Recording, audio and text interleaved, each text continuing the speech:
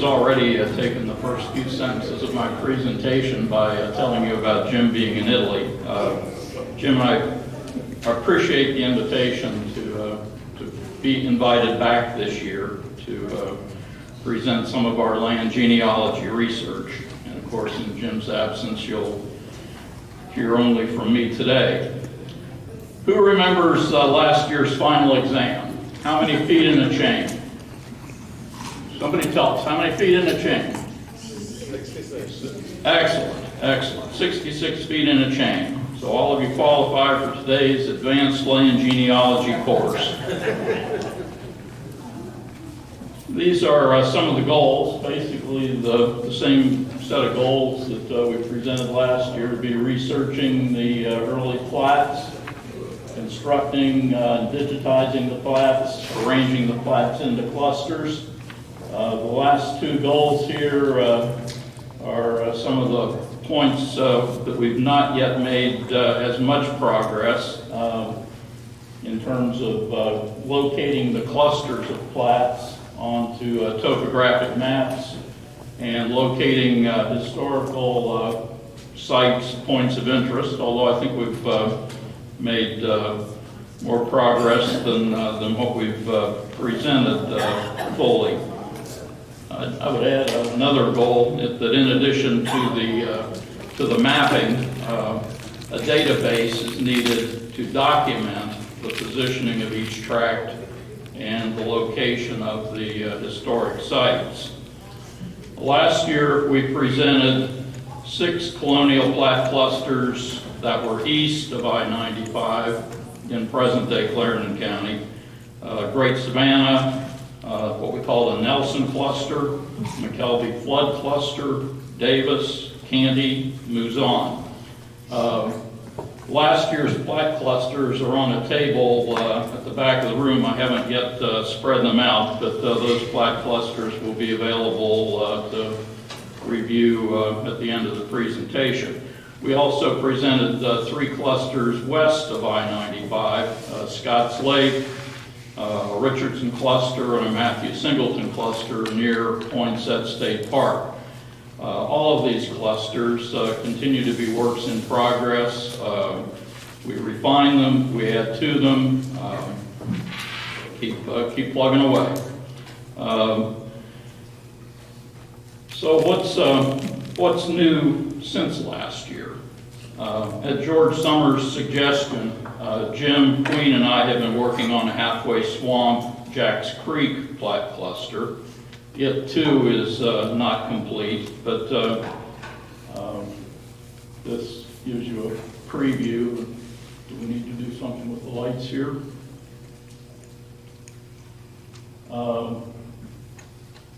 This is going to be very hard to read that one from very far, but again, if you want to take a closer look at it at the end of the presentation, we'll have a copy of it on the table at the back of the room. This Jack's Creek cluster includes various parcels of Richardson land, several Candy parcels, various parcels of Richburg, and others. George is hoping that we will eventually find Sumter's Mill on Jack's Creek. And I know I had told Joe Stukes that we have a couple of parcels of Stukes land to insert into this cluster as well at some point. Now, another cluster, again, difficult to read from afar, I'm sure. This is what we're calling the Glebe cluster, named for the glebe land of St. Mark's Parish Church. This specific tract is the Glebe tract, 150 acres, granted in 1758 to John Evans and conveyed several years later by Richard Richardson to the Anglican Church. The Glebe tract is in present-day Rimini. We know the exact location of it, with the road to Pax Landing running through the tract. We also continue research intermittently, seeking to document the site of the original St. Mark's Parish Church which the British destroyed during the Revolution. Again, the Glebe cluster, the Halfway Swamp Jacks Creek cluster are far from complete, but we've made progress during the past year toward connecting Scotts Lake cluster with Jacks Creek, the Jacks Creek cluster with the Richardson cluster, connecting the Glebe with Halfway Swamp, and so on. In some cases, the missing parcels were not granted during the colonial period, but were later granted after South Carolina became a state. Our colors have disappeared, it seems.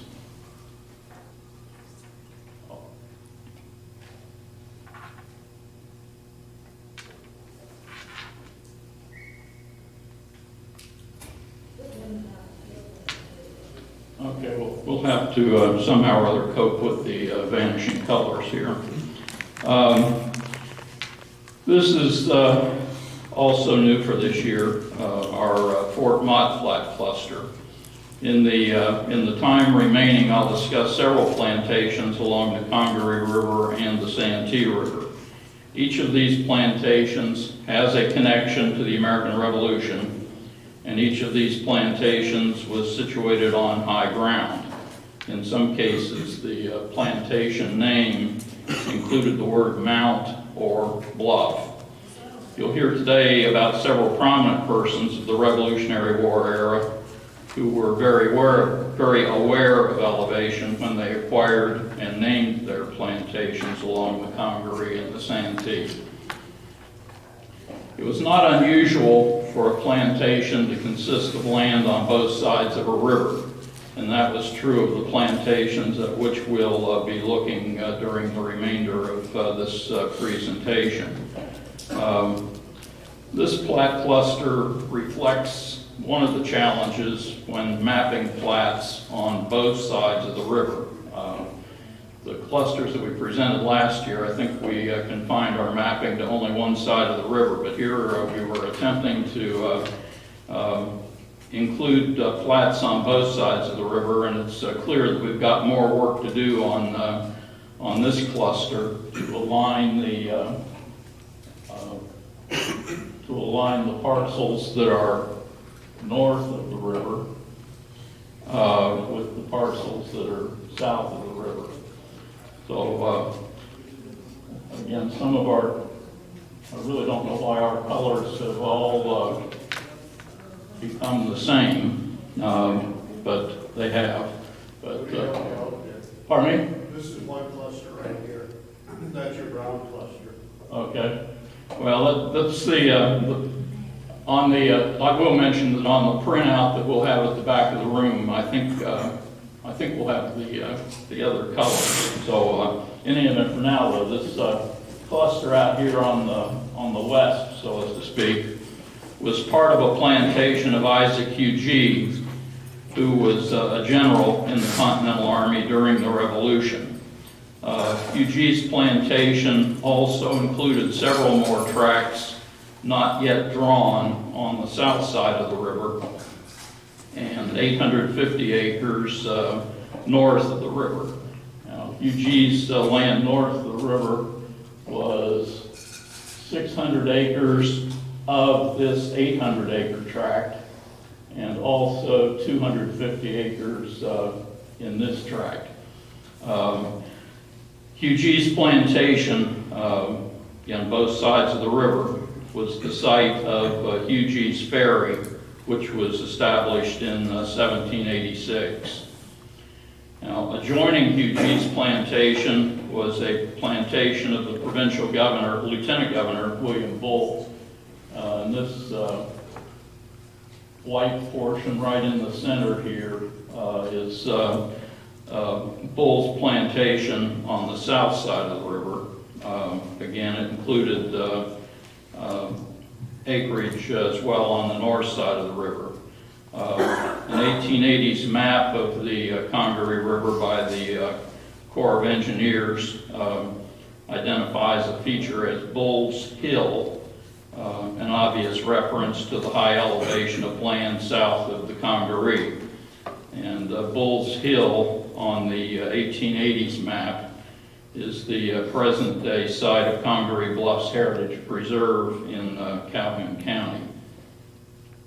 And here we have a view from the observation deck at Congaree Bluffs Heritage Preserve, overlooking Congaree National Park on the north side of the river.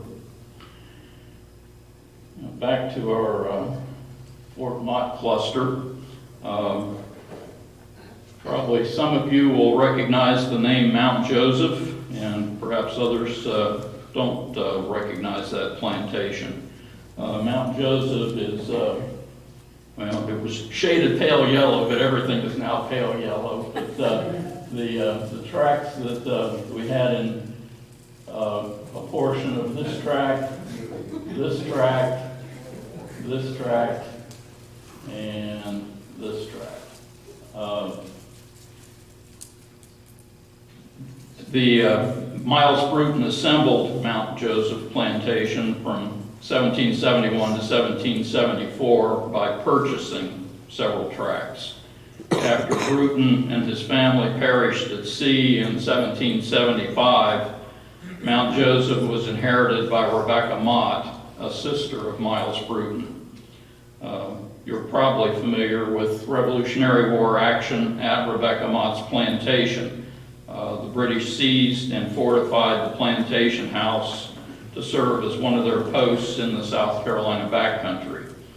In May of 1781, patriots led by Francis Marion and Henry Lee besieged Fort Mott as part of the Patriot strategy to dislodge the British from the South Carolina backcountry. Believing that British troops might be en route from Camden to Fort Mott, the Patriots hastened their efforts to capture Fort Mott.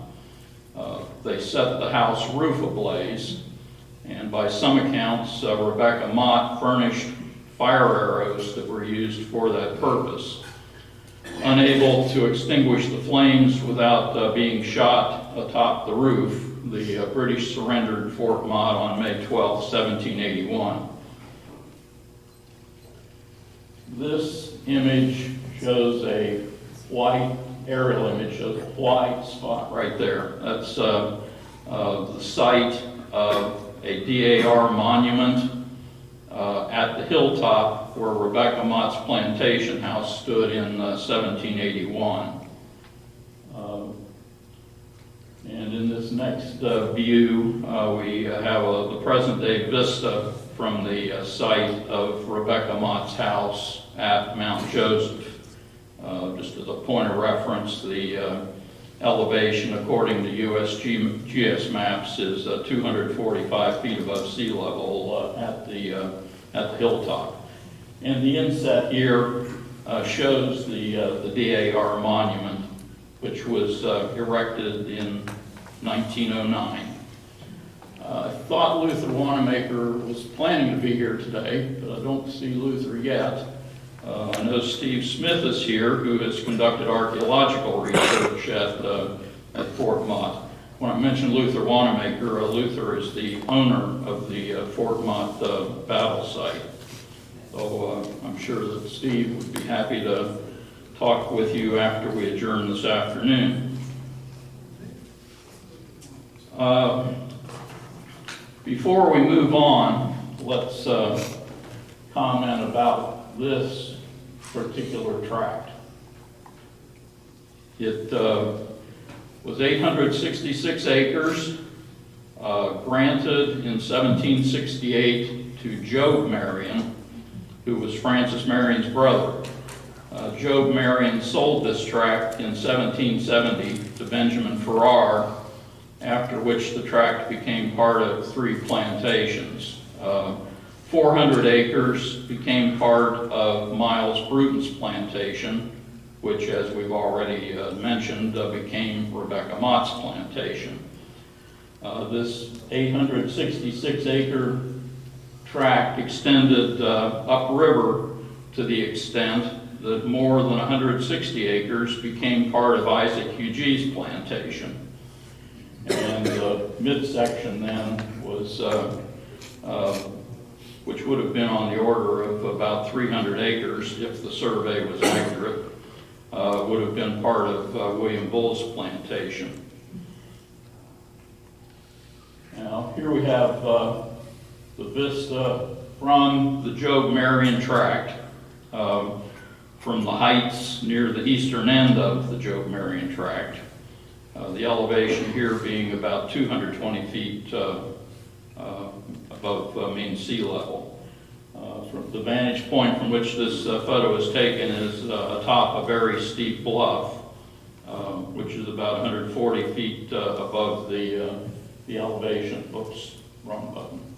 Wrong button again.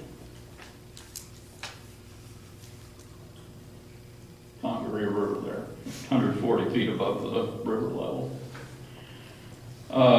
Just as a point of interest, this vista was photographed at my neighbor's campsite atop the bluff. And the inset here shows the flagpole at the neighbor's campsite with a Gadsden flag and the banner of the Swamp Fox Squadron of the South Carolina Air National Guard. Yes, sir. Is the property that you're looking at across there, is that part of Congaree National Park? That is all, yeah, everything you're seeing across the river is Congaree National Park.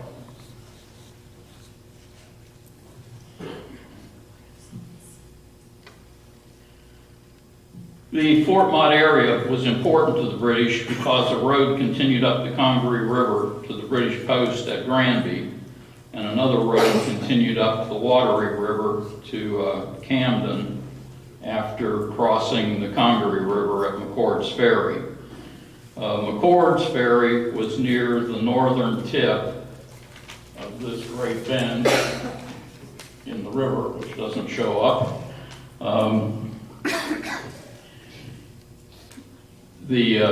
McCord established his ferry by 1759, perhaps as early as 1756. And the plat cluster shows two parcels of John McCord's land.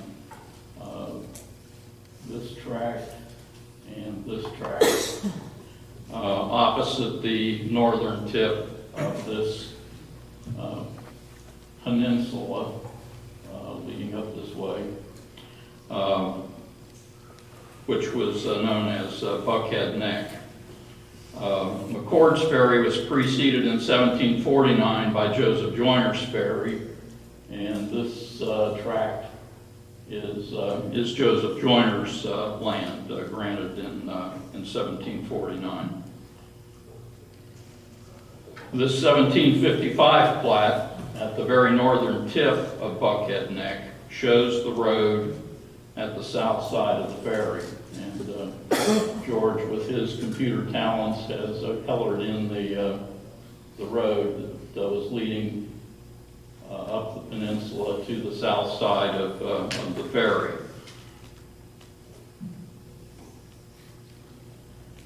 Another aerial image, obviously. This shows a number of features. The main highway running across the Congaree floodplain is US 601, but this image also shows the trace of the old road leading up to the ferry. That road is still exists, although it's somewhat higher in elevation than it used to be, but the footprint of the old road still exists, leading up to the ferries, which were in this vicinity. Now, if the ferry crossed the river here, why does this image show the Congaree River here? This next graphic overlays or superimposes the John Lloyd plat on the modern day landscape. Indeed,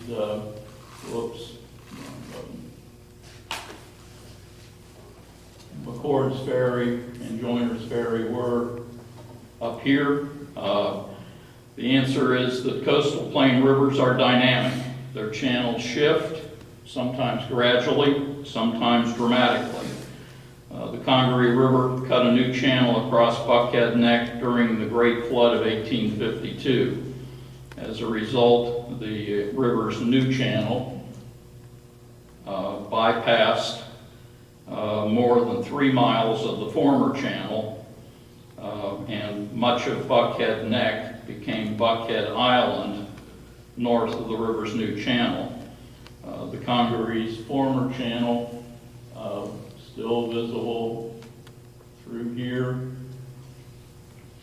is now an oxbow lake known as Bates Old River, just as the Santee River's former channel at Fort Watson became an oxbow lake known as Scotts Lake.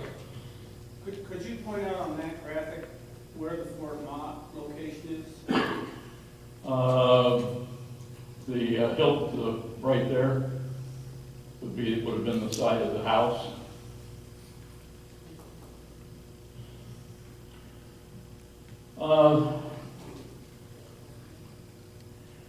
Now, in our failed color coding here, another plantation that we're showing is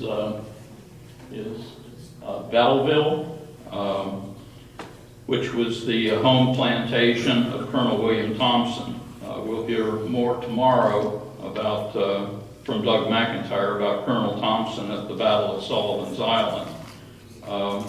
So the parcels then comprising Belleville were this tract, this tract, this tract, this tract, actually part of this tract. Although Mount was not part of the plantation name at Belleville, Belleville was another of the plantation on high bluffs south of the Congaree.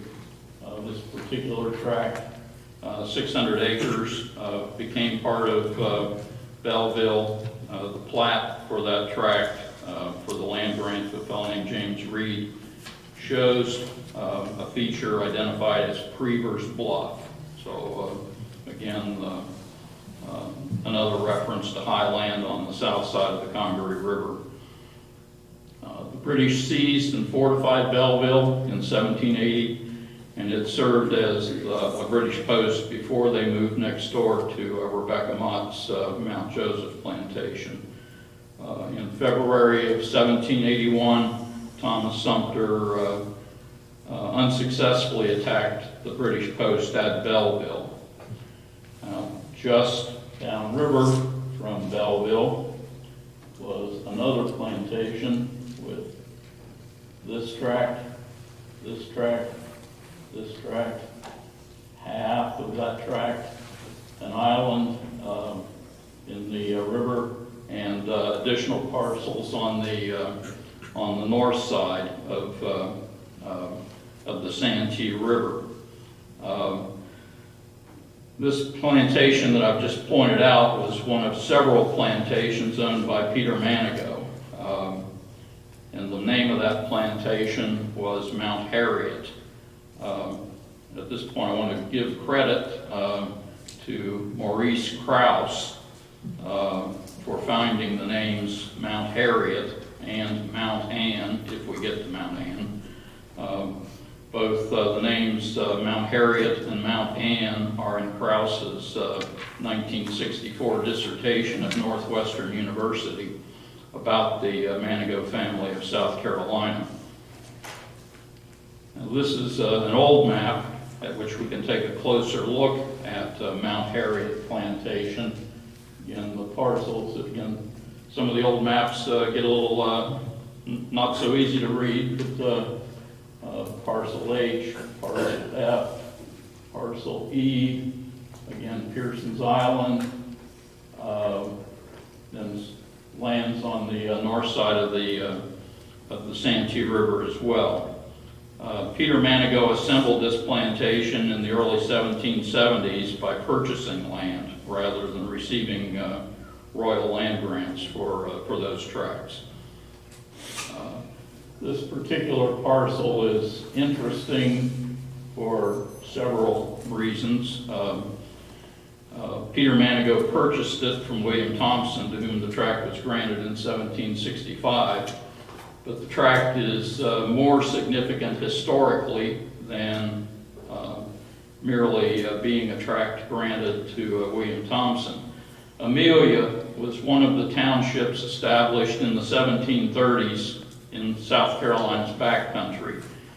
The early recipients of land grants in Amelia Township also received a half-acre lot in the town of Amelia, and this particular tract, later granted to William Thompson in 1765, was the site of the former town of Amelia and the associated commons of the town of Amelia.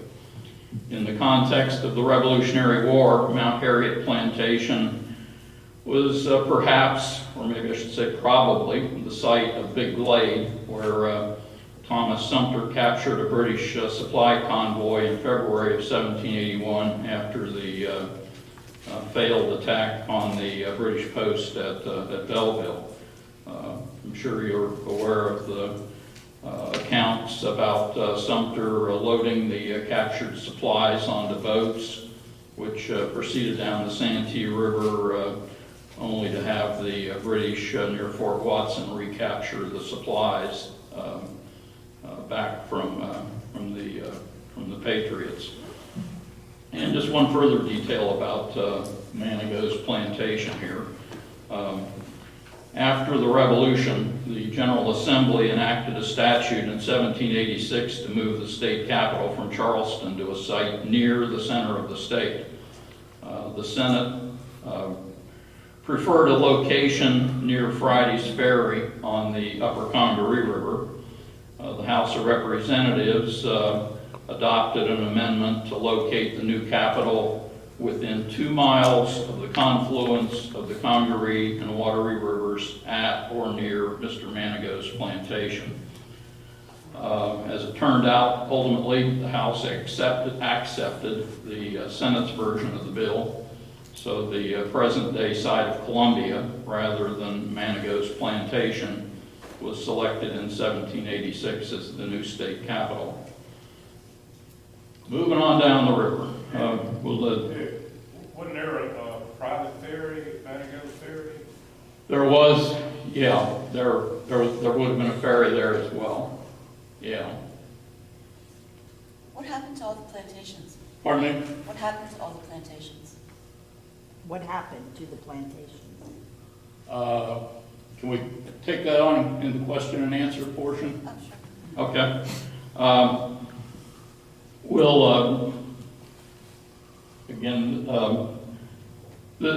at this point we've jumped some distance down the Santee River. We're no longer in the Fort Mott area.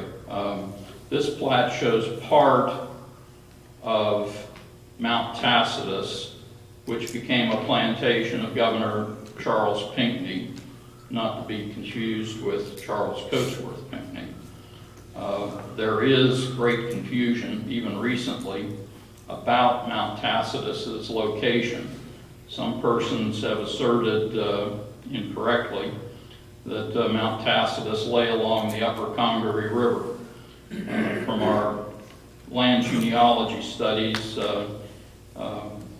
we learned that Henry Lawrence purchased this plantation in 1776 from Tacitus Gilliard. The deed of conveyance with plat are recorded in extant Charleston deeds. The deed and plat do not specifically mention the name Mount Tacitus, but in the published papers of Henry Lawrence, it is abundantly clear that this plantation on the Santee River is Mount Tacitus. The plantation was 3,363 acres, according to the deed. Part of it was north of the Santee River in St. Mark's Parish, and part was south of the river in St. Matthew's Parish. It was near the present-day Santee State Park in town of Santee. I'm informed by Charles Baxley that Patriots and British camped at this plantation during the American Revolution. And it came to be a plantation of Charles Pinckney through marriage to Henry Lauren's daughter, Eleanor. Lawrence devised Mount Tacitus Plantation in trust for the children of Eleanor and Charles Pinckney. And here was another ferry in this vicinity. 1795 statute specified that a public ferry be established at the plantation of Charles Pinckney at Mount Tacitus on the Santee River. Okay, still another of Peter Manigault's plantations. This one named Mount Ann, according to the research of Mr. Krause, to whom we gave credit earlier. This plantation, just as John Seeley was pointing out, that there had been a ferry at the upper plantation of Manigault, at which we looked previously. This plantation, named Mount Ann, was also sometimes called Manigault's Ferry. Not sure if I said that right or not, but Manigault's Mount Ann was a short distance downriver from Lawrence, Mount Tacitus, and several miles upriver from Nelson's Ferry. And in terms of what happened in the Revolution, probably more than I know, and I defer to your knowledge of the details of the Revolutionary War, but in the reading that I've done, it comes out that Francis Marion ordered Major James Postel to burn British military stores at Manigault's Ferry. And I think it's this Manigault's Ferry to which we're referring in this case, as opposed to the Manigault's Ferry that would have been upriver at Mount Harriet. This plantation was located at a place called Webb's Creek on the south side of the Santee River.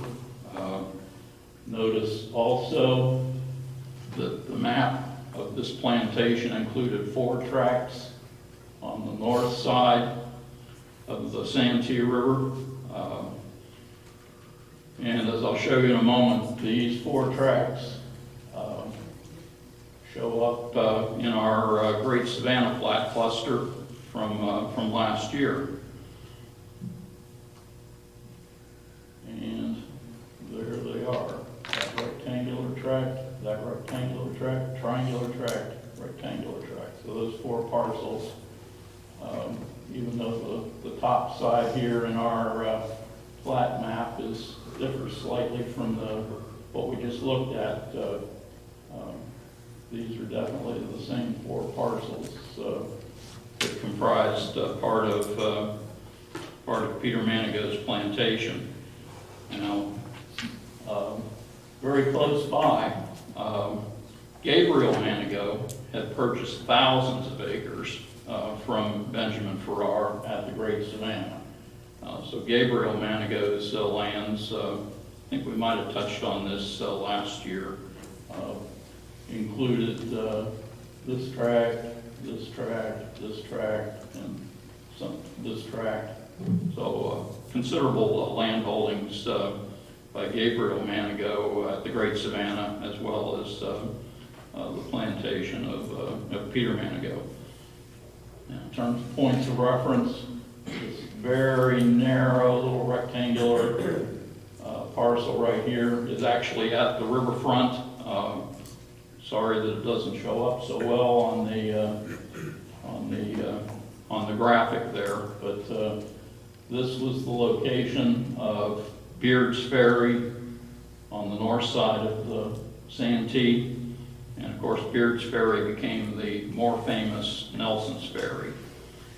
So work yet to be done on the Great Savannah cluster. But I think we've made progress. I should point out that this sort of subcluster that seems to be sort of suspended out here on the upper right really slides down into here. We've got some dimensional problems that where back in the day I would say we would need to exercise our engineering judgment to make some adjustments in the northern boundary here so that these tracks will fit down into here. Do some of the land ownership claims, are they including the river itself? It looks like in some cases that the river itself is included in the tracks that are identified. Is that correct? I don't know that I've particularly thought about that. I guess I would have been inclined to say no, but I don't know for sure. Maybe others in the room have knowledge of that, can answer that question.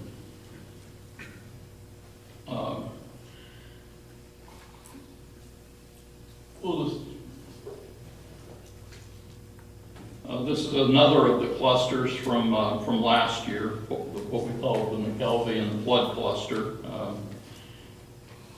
This lay to the east or the southeast of the Great Savannah Cluster, also on the north side of the Santee River, and opposite some notable plantations on the south side of the Santee River.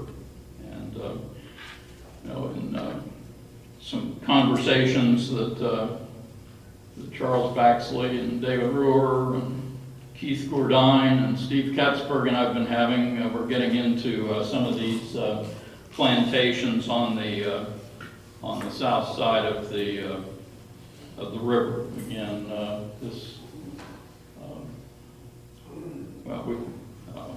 we'll just let it go at that for now. I know our time is running out, so why don't I just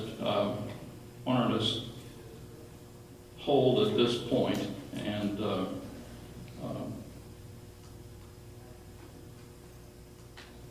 say thank you. I want to thank the Calhoun County Museum and the South Carolina Department of Archives and History for supporting the research that I do.